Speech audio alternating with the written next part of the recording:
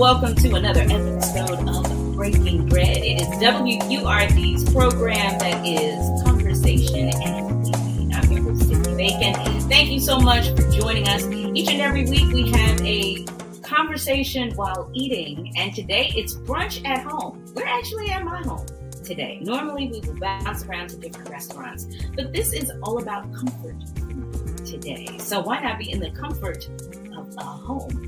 Fine. And I have two girlfriends joining me today. In fact, you know them and love them. Our very own host, Andrea Lawful Sanders, who is host on WURD at 5 in the morning.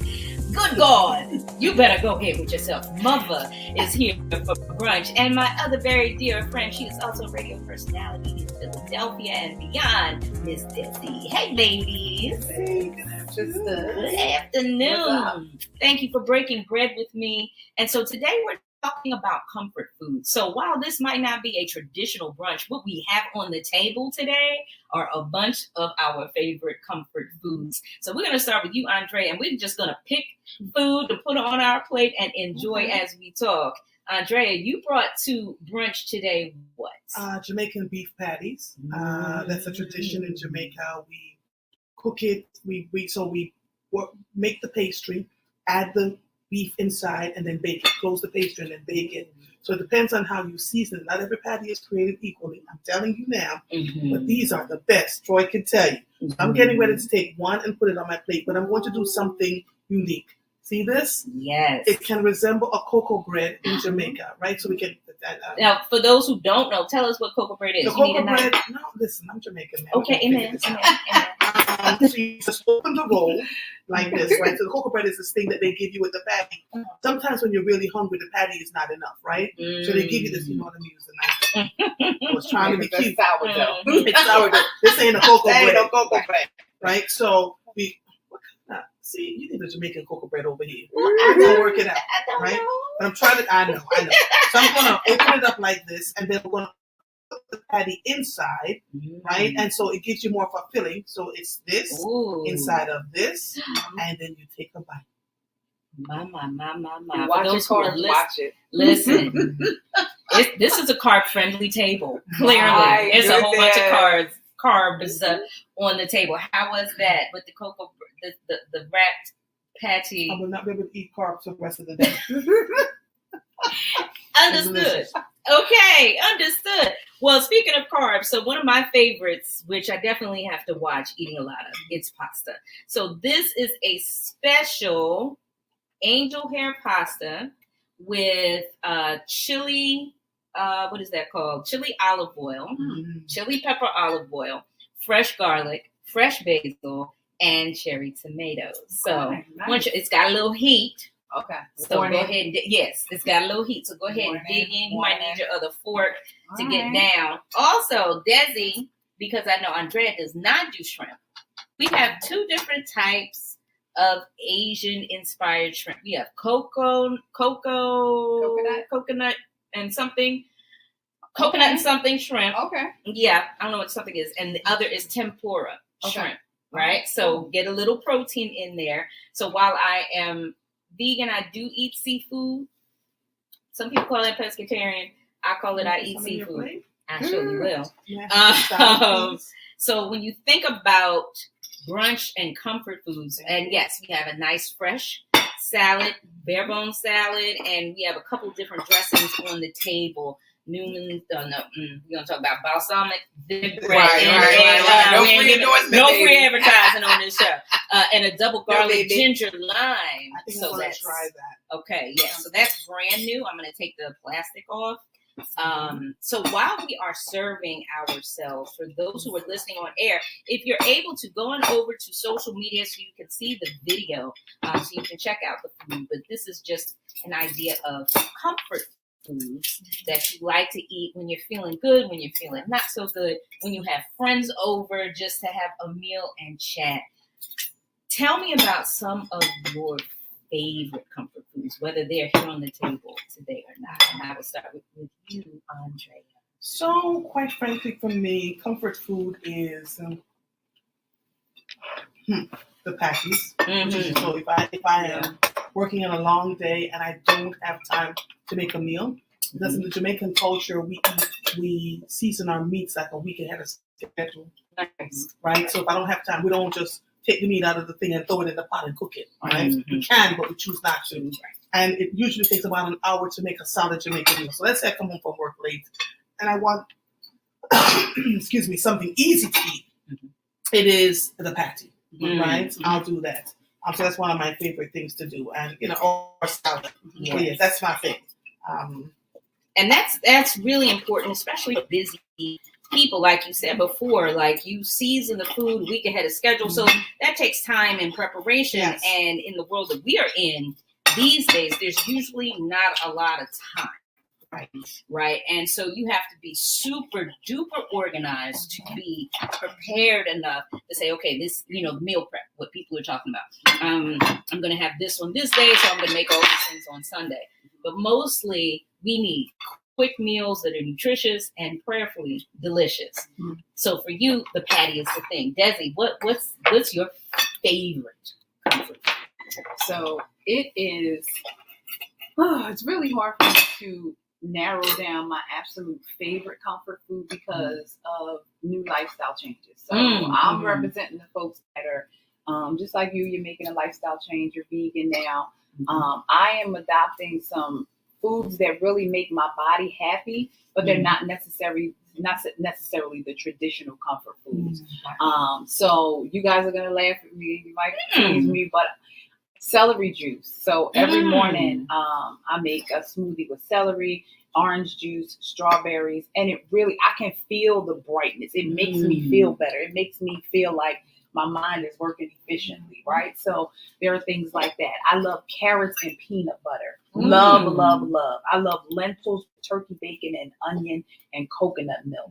So there's some new foods that I'm loving. But today I decided to bring my grandma's. I told you guys that the ancestors are mad at me because this is the remnant of my grandma's stewed apples. And so with most meals, there was a stewed apple, some sort of stewed apple, either with a breakfast. It also went with dinner. And so these are stewed apples with cinnamon and nutmeg, cloves, and I can't believe it's not butter because Tiffany don't eat that butter. But what happened was there's such a small piece, and I told Sis before when we were talking, I busied myself. I had a full pot of stewed apples that I was preparing, and I chose to busy myself. I chose to walk away and go do something and get busy, get in my phone, and I began to smell the pot burning, the pan burning, right? And so I had to grab the remnant of what was left because I chose to walk away. I never saw my grandmother walk away from any of the pot she was cooking. When she was cooking, she was cooking. And, and there's something to be said. We continue to be so busy that, we miss it. So there was a lesson in the preparation today. So thank you for bringing that in. One of the things that I really hope to do with this show is to touch on certain issues, around the importance of cuisine and good eating, and also sharing, and how that is such a part of our culture that we need to share our meal and chat. But you said something that's so important about walking away from the thing that you're focused on. How you can easily get distracted off your mission, off the thing that you're focused on. And when you're talking about cuisine, you said you never saw your grandma. Never saw my grandma walk away from the stove. I didn't either. Never. I didn't never. It was such a way that I saw my auntie or my nana preparing the food. I don't even remember them going to the bathroom. Like it was always you're focused on this right here because anything can happen. Anything.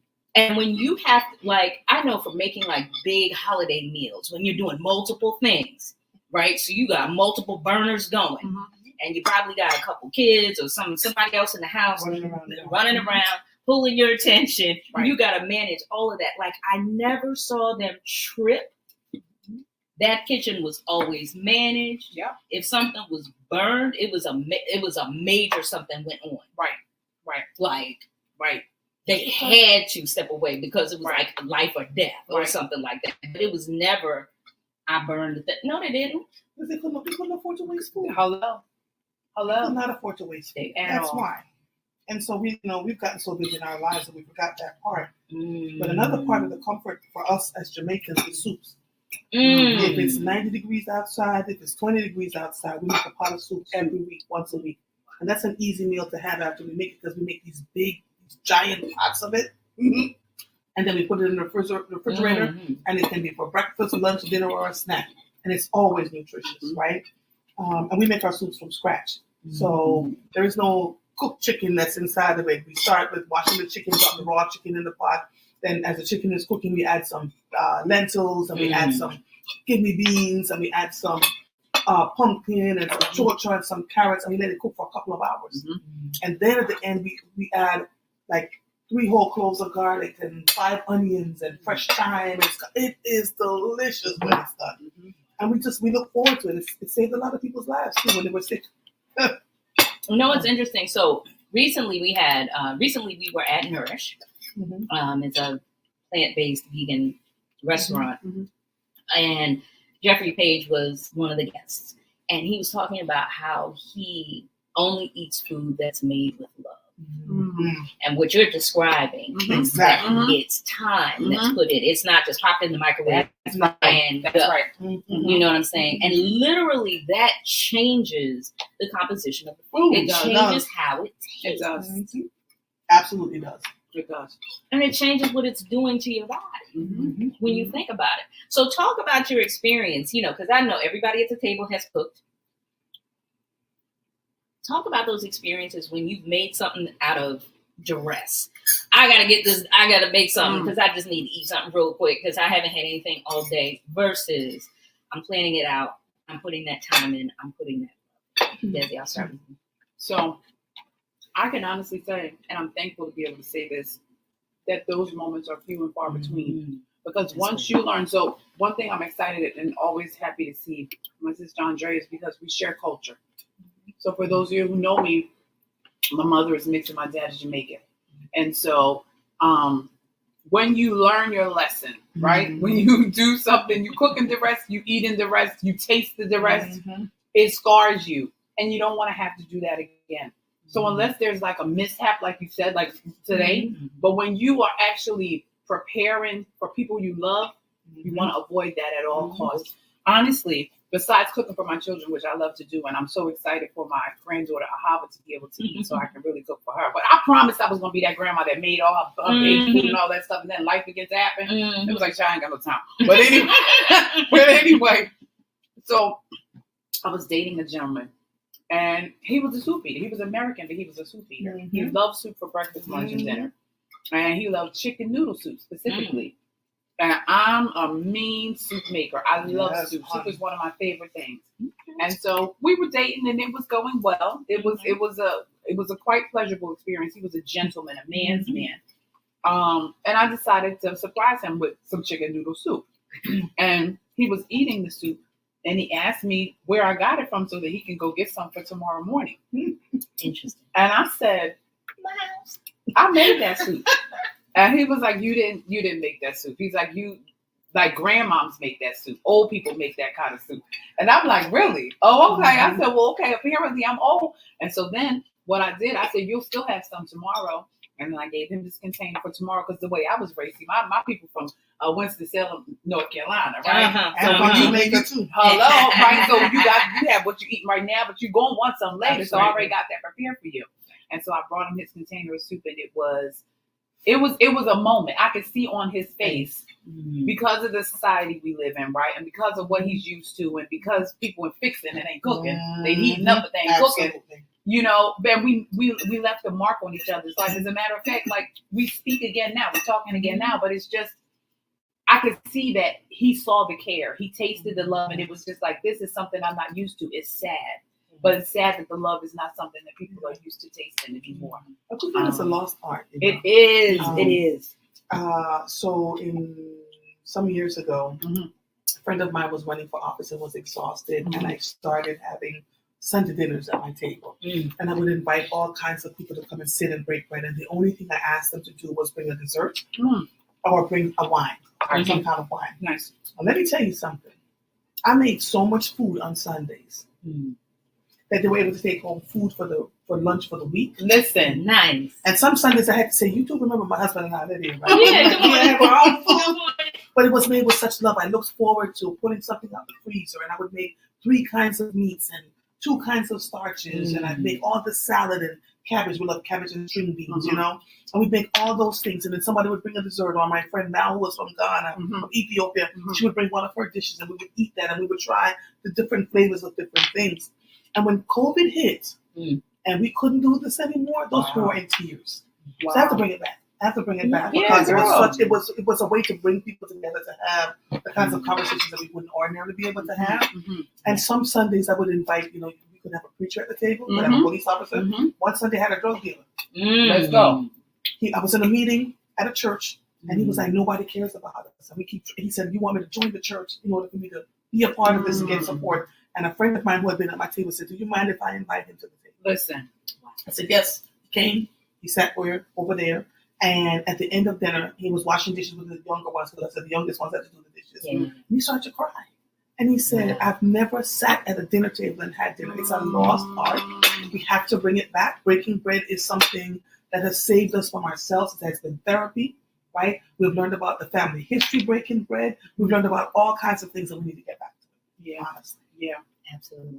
They can't eat in the Chinese store every day. Oh, dear God. Listen, Linda, let me just tell you, one of the saddest turns in my family history was somewhere in the 80s. We stopped eating dinner together. Yeah. Everybody had their dinner table in their own room, watching their own programs on their own TV. Guilty.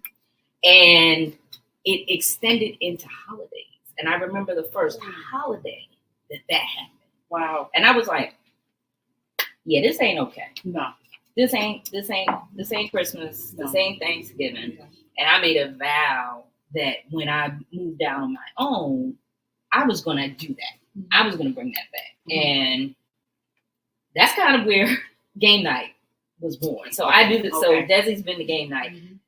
Every year, Christmas, I have game night. And it's been small, it's been large, but it came from the first time I had my own real apartment. And I said, I'm going to have Christmas dinner. And I made dinner for the family. And I had some friends over on a separate night. So the family came over, took my time. Now, okay, mind you, this was me not being a good planner. I did not plan this well. I thought I could go shopping on Christmas morning and found out that the markets was closed. Needless to say, I didn't know. I was young and dumb. Had not ever done that before. Had not made Christmas dinner in my own space. Right. You know what I mean? Yeah. Like, I'm responsible for purchasing the food. Like, anytime I made dinner at home, it was already there. This is me saying, oh, okay, young 20-something.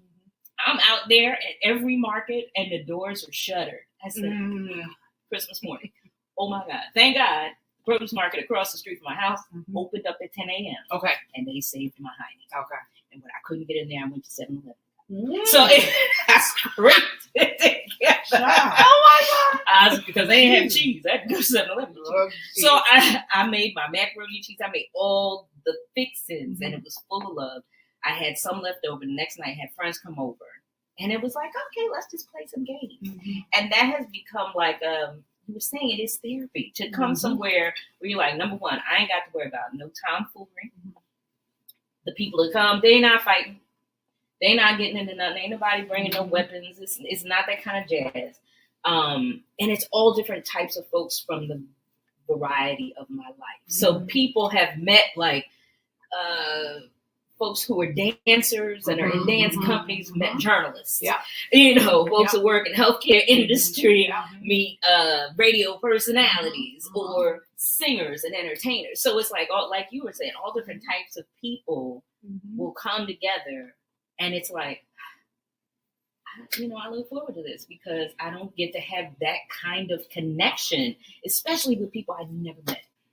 As an attendee, and I'm sure I speak for all the other former game night attendees, one thing is that we never, if we're invited by you, we all know we're something, right? It's like we all know we came to take those hats off, relax, relate, release, and just be. And so at game night, we are big kids coming to play fun games and eat yummy food, and drink drinks. Like it's such an experience. So the nostalgia is in the room as soon as you get there, right? Food is just an addition to it, but the nostalgia is there and nobody puts on airs. And if anybody tries, we're like, yeah, who brought them? That's a plus one. They can't come. Because you can't come. Because we don't rock like that. So they can't come back. You extra and you can't come back and make sure they don't get the invite, right? And so, yeah, but we have a good time. We have a good time at game night. So shout out to game night folks. Right. So shout out to just like you were saying, whether it's Sunday dinner or game night or holiday dinners, the importance of gathering, eating, sharing a meal, unless the meal is completely busted. That's a whole different experience, though. True. But, ma'am, you clearly have never been to a Thanksgiving dinner where everything on the table tastes like wood. No, because no. And the chicken tastes like wood. That ain't. The macaroni soggy. Running like Roy Ayers. Can we speak to the people who don't know how to make sure the macaroni has the proper consistency? Can we speak to the people who can't cook? Who always want to? If I'll bring the macaroni, man, that's decades of cooking. Bring the most lovely cups, knives, forks, spoons. They have some really dainty plastic now that looks like gold and silver. Yes. Bring that. You can go to Party City and get that from there. Baby. Bring a backdrop. Bring a plant. Y'all ain't right. Bring a gift. Bring broom spray. Right. Bring bath. Listen, and you gotta know. There's poopery. You gotta know when your stuff ain't together, cooking wise, and just don't offer. Like I've been in that space where I'm like, my chicken frying skills are crap, so I'm not bringing it. Pandemic taught myself how to make some really good fried chicken. Now I can offer it. Okay, but before that, I was like, that's just. But so for families who don't know, like if your whole family ain't got no cooking oil, then y'all just ain't got it. How do you know if you can't cook? Your friends are not honest. You gotta catch context clues. There's context. Y'all clues. better listen. Zoom context clues if people don't like the food. Number one, it stays on the plate. Number two, they do this. Go around it. Look, nibble around. No shade. I'm just not messing with these carbs. No shade. I'm just not messing with these carbs. But yeah, play. Number three, they put a little bit in their mouth and it takes them 10 minutes to chew that one mouthful. Or 2 seconds. Because they're trying to think, do I have time to get up and go to the bathroom and spit this out? Yes. Like, because there's that. But you could almost see that run across people's minds if you're observant. Yeah. You can see the facial change. You can see people do this, push the plate up, and just talk. And then that thing will sit there like that the whole meal. Context clues.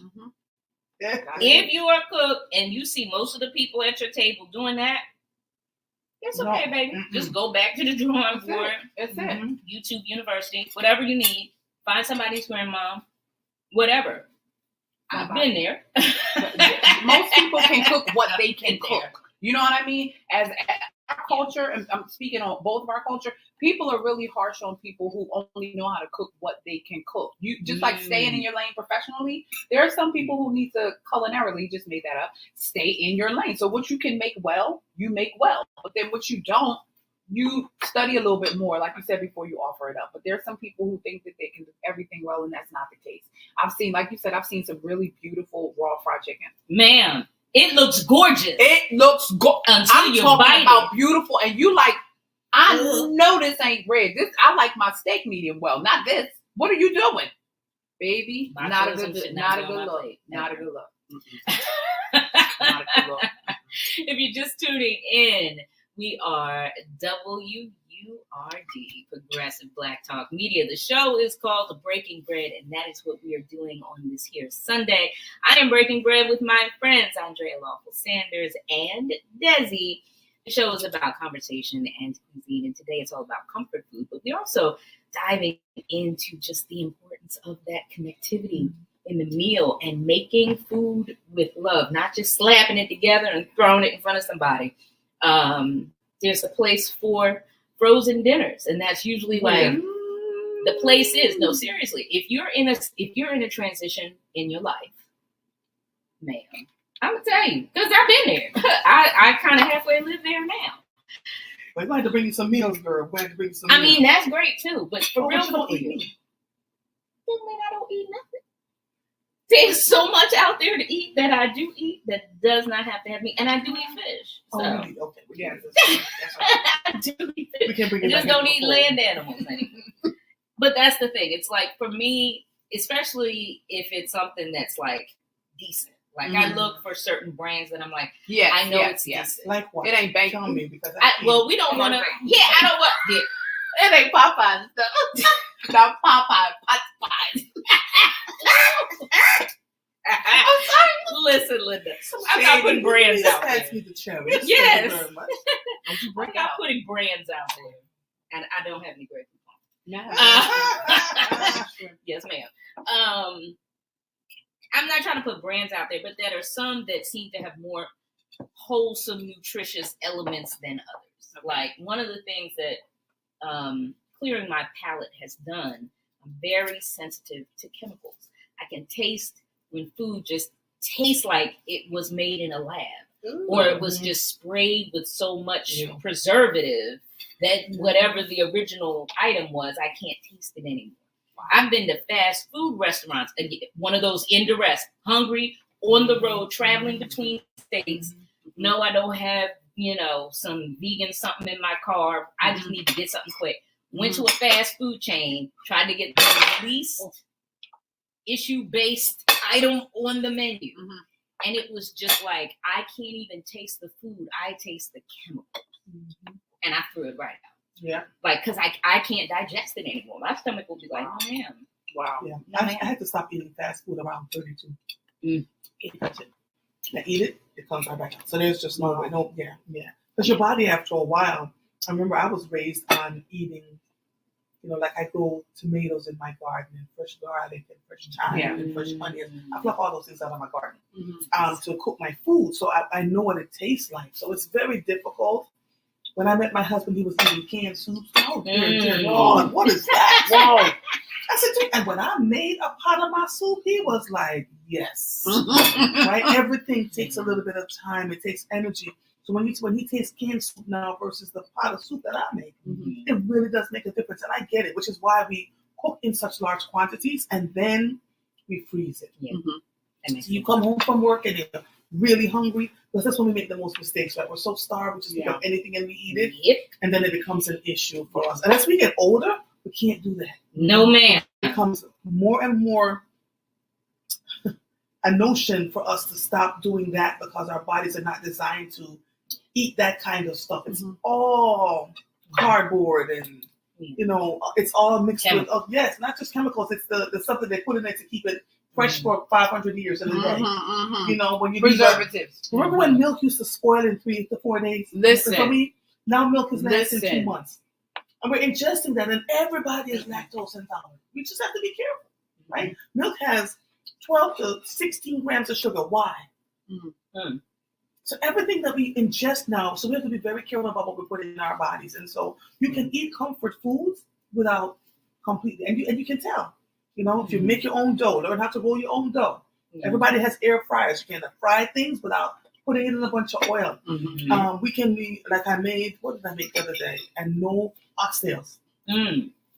Used no oil at all. Wow. I seared the oxtails with just the fat that was on it, which makes its own oil. And so that's why my cholesterol level is always low. They're like, how do you eat all these gravies? Because the gravies don't have oil in it. It's just seasoning. It's the thyme. It's the onions. It's the fresh garlic kind of thing. So I understand running and trying to figure it out. The other thing I can't eat anymore is processed meats. So, like the cold cuts, can't eat any of that stuff. I can taste the sodium content in my head. Feels like it's going to explode. So we just have to figure it out. And we're buying these fancy machines to make things like beet juice, which we love, right? Make your juices and make it work for you. And if you eat and you find yourself wanting to fall asleep, get your blood sugar levels checked. Yeah. That's important. Yep. Dezzie, your thoughts too. Every time I put something in my mouth. I'm sorry. What was the question? I'm mid. Just sharing your thoughts about, having a quick meal, but try to do quick and nutritious. And I was saying there is a place for some frozen meals, prepackaged meals, but just being very selective on what those frozen meals are. And you started to mention a brand name, but that's what I'm saying. Like some, if you read the back, most of it is something you can't pronounce. That's right. That's right. Yeah. I can't remember, honestly. And I'm thankful. But if I were, if I didn't have the children and I wasn't so staunch on the cooking, I could see myself doing one of those like service. They have the things you can order and it looks really fresh and it's frozen, but it looks like frozen food that was cooked versus like this little pack of thing. But I think that, I don't know, I'm such a stickler for the time, because when I take the time for the preparation, it makes me also force self-care. And I've been so bad to myself from a self-care perspective that taking the time for the food preparation it's my ding ding, it's my reminder, it's my alarm. Yes. Oh, maybe it's time. You have how many days have passed since you take a bubble bath and really massaged your own feet and things I wish I didn't have to do for myself, but I have to. But it's become a reminder. Eating healthy again on the weight loss journey, and which is like it feels like a lifelong thing, but it's actually like working this time. Eating on the go, I'm realizing the beauty of making sure that I have a snack in my bag. There you go. Some almonds in my bag, not just hot not just hot sauce in your bag, Swag. No, not just hot sauce in my bag, Swag. No, Beyonce. Yeah, Beyonce shot. But having those almonds and cranberries in the bag. Again, I said I'm a lover of those carrots and peanut butter. Just have some dark chocolate and some almonds. A low sodium sunflower seed. Delish. Or the pistachio. Ooh. So just, if I'm going to have quick, it's going to be those kind of healthy and quick. Because those are the things that stop me from going to the M, the PP, because we ain't giving them the W, the TB, right? The BK. Those are the things that stop me from that. But the CF. I was just about to say, now that CF still hems me up. The CF still hems me up. She fresh out. Because they closed on Sunday. Give it away without giving it away. Right. They feel a little real. The meat look meaty. Yeah. But they just recently said, this is the journalist part of us now, that they can no longer provide a non-genetically modified chicken meat because there's such a craving for it that they're letting us know now that it's not all. Ma'am. Yes, ma'am. I'm just saying. All the more reason not to even eat it. Nah. Unless I see you kill it. Our babies is rubbing on the. Wow. So I saw a baby this morning that was about 2 years old with her mother, sucking down a 32-ounce bottle of cup of iced coffee from Dunkin' Donuts. Oh, from Dezzie. What? A baby and a donut. Yes. Give me an age. I need an age because you done made me mad. 2.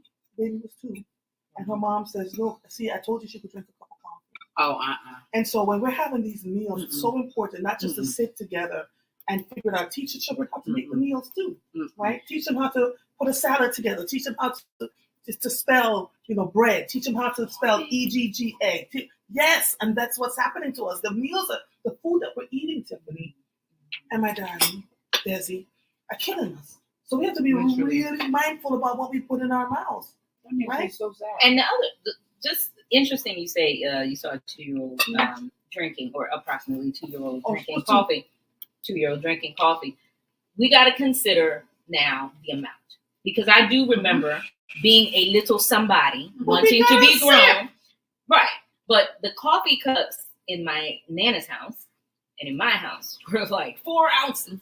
They were little tiny cups, and that's what I saw my auntie and all them drinking. They would drink coffee every day, but it wasn't anywhere close to 16 ounces. No, it was at least 8 ounces in a little tiny cup, and that how was old were you?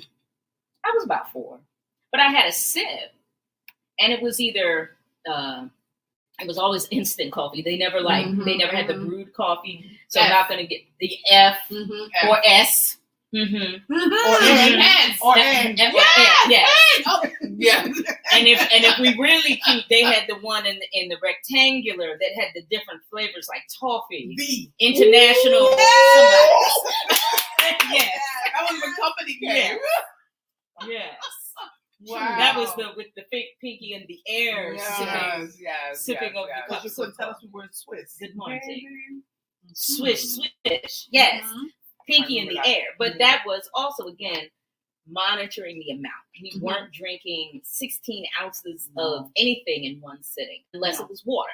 They would keep giving you cups and cups of water, but you weren't getting anything that was sugary, anything that was heavy in caffeine, in anything more than 8 ounces, at least at the time. And we were just talking about this the other day, how fast food was like a special occasion. I remember, can't wait to go to M. Yeah. Because it was a special thing. Because I want the joyous meal. So you went to M. Right? Yeah. And your mama said, you got M money? Yeah, you got M money. Wait a minute, I just got joyous meal!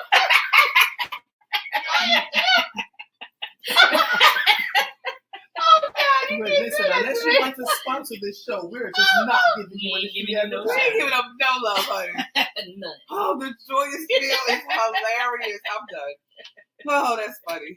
But that's the thing. Like it was built into those special things. It was up there with going to a restaurant. It was on the same plane at the time. Like if we went to, I don't think they're around anymore, Bookbinders. That was a thing in Philly. Oh, you said that name. Because they not around anymore. Oh, you said that? There you go. Unfortunately. There you go. But that was a thing. Like, graduations or special occasions, you would go to a fancy restaurant and learn how to conduct yourself in a fancy restaurant and have really good food. But then that next level was the fast food. Yeah. And you would go in there and sit down. It wasn't just running down all over the place and making a bunch of noise. And let's talk about fancy restaurants. That was a thing that we would do for special occasions. Now people are going to fancy restaurants to prove that they can afford to go to fancy restaurants, and they're walking in with flip-flops, their hair all over the place, just loud and proud. And so etiquette has lost its way, which then comes back to this. We really need to come back to the table and eat in a way so that we can talk. You can correct in private. In public, it's a little bit more difficult. But you see people looking down their nostrils like, oh dear, let's go to another restaurant. They have found us. Hence, so it's hard. Hence the development of Little Mama's Etiquette Academy, because our young girls, there you go, they have no clue. But here's the thing. Here's the sad part. There are some young girls who think that Olive Garden is fine dining. But there is a good place in our dining experience for said restaurants. And the thing is, it's about the experience. When you go, say, with a group, or even if you just go with your favorite friend, one friend, group of friends, it's something special about sitting at the table and eating and sharing. Like you get those nostalgic moments, you get a good laugh, and even if the meal isn't exactly what you want it to be, the experience, as long as the experience with the people, that's the thing that you really take away. I think we've all had at least one experience where you went to a restaurant and it was like, ooh, baby, either the food, something was wrong with the food, or something was wrong with the service. But that experience with the people around the table, that's the memory. Are we harder on our own restaurants when the experience that would be an emphatic bad? Yes. Why do we do that? Why do we like that? I don't know. And small business owners who have restaurants who are trying their very best. I had to say to one brother who was like, I sat in such a place for 10 minutes and I had to leave. And they had the cameras up and watched him walk into the restaurant, sat down, and 2 minutes later he walked out. Like, we are so hard, but we will sit in another restaurant owned by Jimmy Hoffa. That's and stay there for an hour before we get served, right? And we push ourselves. I don't understand it. I don't get it. but we are harder on ourselves, right? Yeah. And truthfully, we have to live up to a certain standard, right? If we're going into the restaurant business or opening any business, but we also know we have a harder time getting funding for these things. Yeah. We have to be the bottle washer, the cook maker, everything at one time Yeah. until we can build a great clientele. Right. And we just have to treat each other well. So I spend a lot of time promoting small businesses on my show. Just regular mom and pop small businesses that people wouldn't ordinarily talk to and send them into the stratosphere because they needed the help, right? Yeah, they do. So we are hard on ourselves. So one of the things you just mentioned in that example of the person coming in, sitting down, 2 minutes later they get up. We overall have a loss of patience. And that also filters back into what we were talking about in terms of for cooking the food, though. That's true. We just don't have the patience. In some instances, I don't have time. Not necessarily, actually, you have so much in your schedule that you don't have time. You don't have the patience to sit there and let that slow cooker cook slow. You don't have the patience to sit there and wait for the flavors to marinate, right? You don't have the patience. And that is also part of our society in that, okay, let me get my meal real quick and I'm going to run to my TV and eat because I just want to be in peace. Yeah. Talk about in the last, say, 20 years or so. Now, I gave you my familial experience. Have you noticed that either in your family or in your friend circle that there is a disconnect from eating with family in particular? And why do you think that is? When I first married my husband, the day that I married him, I walked over to his aunts, his mother, and I said, I'm going to have Sunday dinners at my house every Sunday.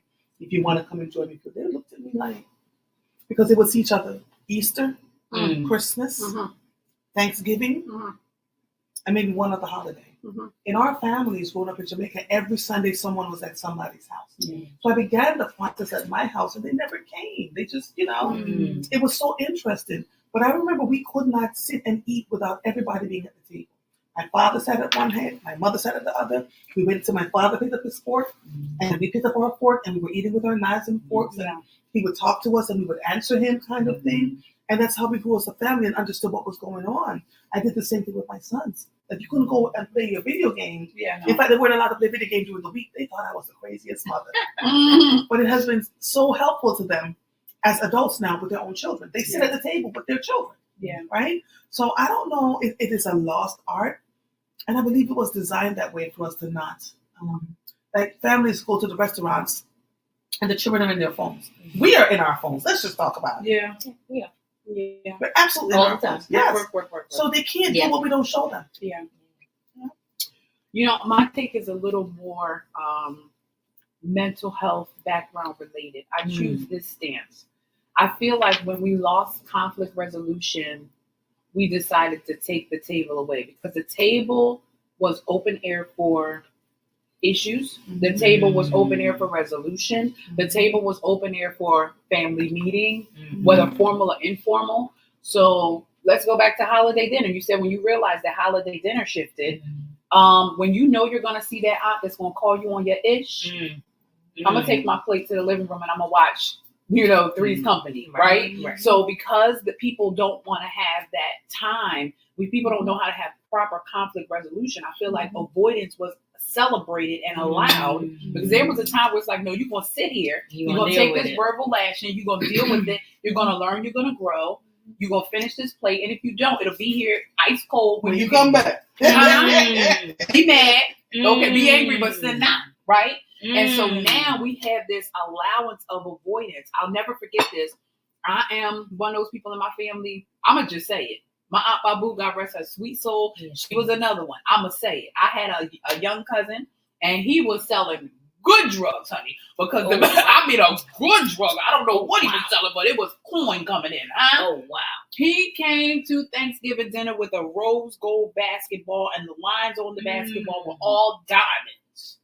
So, baby mother being baby mother, I'm eating pasta macaroni, pasta so-and-so. And I said, so are we going to take up an offering for bail money?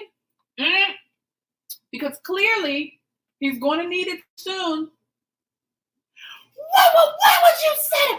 I can't believe you. You need to be shaming yourself. For what? Because I'm going to be the first phone call you make for the collection of the coin. So I can, if I can't tell you nothing, I can't give you nothing. So I can be a part of the offering, but I can't be a part of the solution. He was 15 years old. Your mother don't have a rose gold basketball with diamonds around the thing. So, like, come on, let's be real. I don't own a rose gold. I don't have a rose gold. You understand? Morning. But nobody wanted to have that conversation, and I was villainized for being the one. Did he make it to college? To the college? We call it college. Penn State. Yes, he did. He went. Did you get the call for the coins? You better believe I didn't, because I put it out there. So when it happened, think about 4 years after that, it was like, come on, y'all. We could have took that time to save his life right at the dinner table with a nourishing meal with a loving family who said, even though this hurts, we care about you. And you shouldn't be doing it. What is it you need and desire so bad that we can't afford? And if we can't afford it, let us help you understand why we can't. That would have yielded a conversation for wealth management and for us to do better as a family. And we missed that opportunity. So what I'm hearing and seeing is that we as a culture are more willing to talk to strangers on the internet than to the person or people that are on the direct end of our issue. It's safer. They can't see you. They can't. We're internet punks. We're internet bullies, actually, right? And you see them in real life, and like what you said, this on the internet, we got something to back it up. And then because we can't do conflict resolution, then the guns are coming out. Everybody's putting guns and shooting each other. It is so. We are literally annihilating ourselves, and I don't know what the answers are, right? Except that we can be the example to the children, the grandchildren, and hope and pray. But too many grandmothers are raising their grandchildren. Yeah, I mean, so breaking bread is a thing. It's a thing that we really need to get back to so that we can understand each other. And then talk about the family issues that we have while breaking bread. So-and-so got diabetes. So-and-so got high blood pressure. So-and-so got... So you know how to manage yourself as these things start to happen. Mental health in our families. Yeah. All of this happens while we're breaking bread. So let's also slide into the idea that there were some toxic dinner tables. Well, girl, no, you ain't married to that man yet. You've been with him for 15 years. No, man. Where you gonna have a baby? Where you What you wearing? Girl, you getting big. Ooh, you getting big. The Jamaicans were famous for that. Girl, you know, when I got what y'all eat? Party girl. It doesn't sound as poetic over here, but it's just, girl, you big. And you dare not say anything. You just kind of sit there. Right? And so there are times at the dinner table you have to speak up. In my family, I'm the one. If there's an elder that says something like that, you got fat, or I said, excuse me, I made it to a certain age. I am healthy. I'm doing well, thank you. Ask me about that. You're back talking, yeah, I'm grown. Especially if they're 20 feet away from diabetes. So when you get to a certain age, you have to learn to respectfully speak your piece at the dinner table. That's right. Because otherwise you're walking in anxious, taking in all the toxicity and walking out even more anxious. That's right. Anybody got that with it? I certainly don't, right? So I'm the one in my family that speaks so much to everybody's chagrin. And I tell you, I love you, I respect you, but you cannot talk to me. And in Jamaica, that is a big old no-way. So everybody just want to leave me because I am not. I'm just not. But these new youth are like that too, just in general. You say that to them and they're like, well, you live with our so-and-so, why you don't even have your own house? You know what I'm saying? Right back at it. Right back. I mean, quick. You know what I'm saying? Or your husband around the corner with me, so and so. Hello. But you asking me when I'm getting married? You teaching me I don't want to get married. Oh, the thing in our families, the things that come out of the dinner table. So you're right. It's immortalized in film. Sure if you look at certain films, there's always a dinner table scene where everything hits the fan. Yes. Where is it? You told Harpo to beat me. No, not that one. Not that one. Everything you ever done to me. Everything you ever done. I ain't never asked you for nothing. Not even your sorry ain't hand in marriage. Yes, that was my one.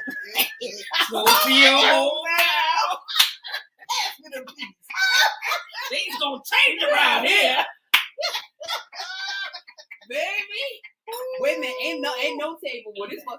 table, but it was a food item. The S pie. Your S pie. The pie. In the help. Yeah. I made. I ain't never What seen is it that you put in this pie? My ass. Oh, God. It's full of my ass. Oh, God. That was worse than Sugar Avery Pits. Sugar Avery Pits. We thought Sugar Avery Pits was like, Yeah, he come right here. I'm that gonna ass put some Sugar Avery Pea in his stuff. See how he likes that.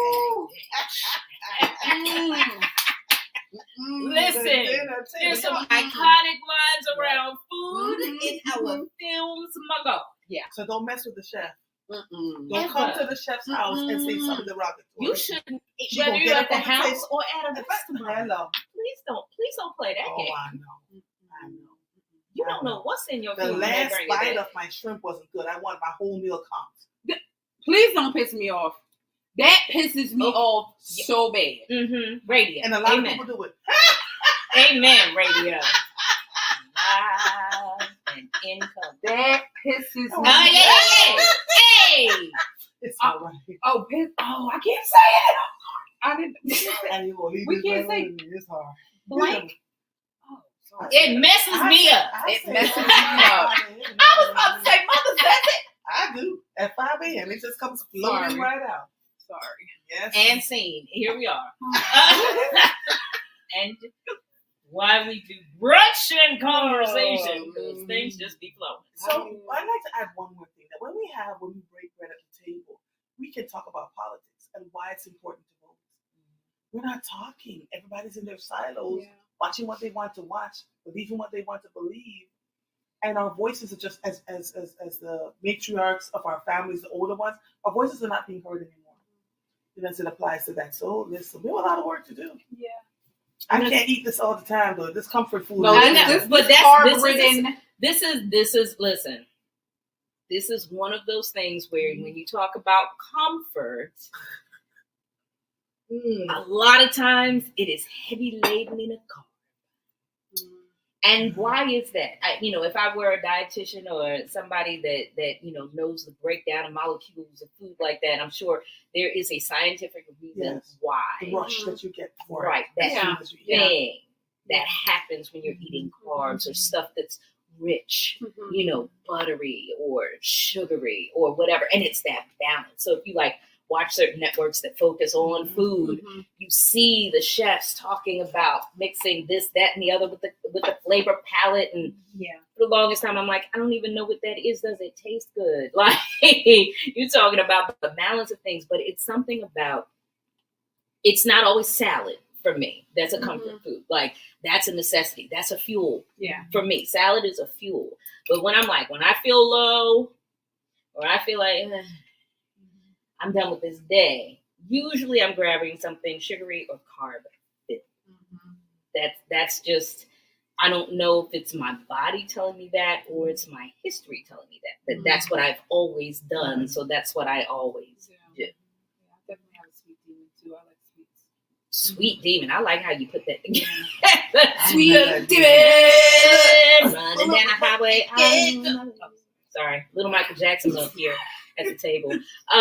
So I know we're getting close to the end of the show. So when we talk about moving forward, I know you say you want to bring back your Sunday dinners. And I'm going to invite Breaking Bread to my kitchen. So it'll be an all Jamaican meal. So I'll serve some escovitch so that you can have the fish, right? And there'll always be oxtails. There'll always be a thing of soup. There'll always be some curry goat or curry chicken. We'll have rice and peas. We'll have, all the things there.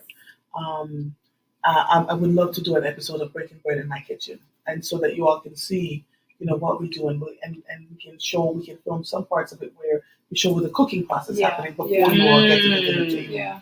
Because it'll take me an entire morning from I get up at 6 a.m. and dinner is ready by 2 p.m. I'm cooking that entire time. An entire time. And it's just made with so much love. And when the food is good, everybody stops talking. You go, they're like this. Quietly. Oh, just. Quietly. Yeah. So, That's the best, though. That's Yes. when it's like, it's not just hitting your stomach, it's hitting your soul. Yes. lungs, your heart, your corpuscles, your like I could eat this all the time, right? A warm hug from the inside. Yeah. And if I'm making the soup, I can make a soup for you with no meat. I had a friend that would come to visit and she says, I eat nothing with the face. We're like, oh, well, okay. Wow. So we would make her soup without the meat. Same flavor, just no meat inside of it. Okay. I have a question. Yes, ma'am. Where did all these allergies come from? I don't remember kids having allergies when I was a kid. Heck, I didn't have allergies when I was a kid. I didn't and now I'm allergic to strawberries. I'm allergic to this. Yes. I had some of these cherries. My throat is tickling, so I think I'm getting there. It might be. But that's without having an expert here to share, I don't want to share misinformation. But I have also noticed, like, a lot of people have allergies to things that I don't remember as many people having allergies. Right, peanut butter, and we ate peanut butter every day. It was an option at the lunch, and it's weird. Now you can't even have it in the classroom. Children can't smell it; they'll fall out of the eye. No. So research and data has shown, and you can do some digging around this, that when they started genetically modifying our food, so that we could have more to eat, there were so many of us on the planet. They were genetically modifying the food so we can get the food faster, right? And they would add all the stuff inside of it to preserve it so it can last longer. That's when our bodies started. Because our bodies are not designed to eat like this, right? If it doesn't have a seed in Jamaica, we're not eating it. Not eating it. I know that's right. We're down to the last minute and a half of the show. Let's hear from you, Dezzie. Are you going to start doing anything after our conversation today where you start to bring people together, whether it's your family or family and friends? So since my oldest has moved out, we stopped doing ours was Saturday breakfast when she was home. And I think she can move on over, and come and eat breakfast with mommy. You know me, I love my kids. And so just making sure that we have time other than holidays at the dinner table together. And breakfast was one of our favorites together. So JJBB, get ready. I love it. With that, gonna get ready to close it out. Ladies, please tell folks how they can follow you and all the things that you do on social media. Of course, when your shows are on air and whatnot. Miss Andrea, mother. So I am Andrea Lawful Sanders on Facebook. You can find me on Instagram at Island Diva, ISLDDVA. My show is The Source. It's on from 5 to 7 a.m. Monday through Fridays, every single week on WURD Progressive Platform. Yes, come on, radio. Yes, we do. Yes. And I'm your big girl, Dezzie, YABIGGIRL on Instagram. I'm on Reach Gospel Radio on Saturdays from 2 to 7, and WDAS with everybody's Auntie Patty Jackson for the Soulful Sunday, and a Soul Chat with Dezzie. And come on over and visit. Go in my DMs, not to be fake and phony, but to be family. We be there. Thank you, ladies, so much. I thank you for joining me and breaking bread with me every Sunday. I appreciate you. Much love going out to the production team, Troy Wilmore, Nicholas Steptoe. Thank you so much. Also, big shout out to Damon Bennett and Mysticism, who are the creators of the Breaking Bread song that you hear in the beginning and at the end of the show. So shout out to you. Have a peaceful, positive, and productive day. We'll catch you next time.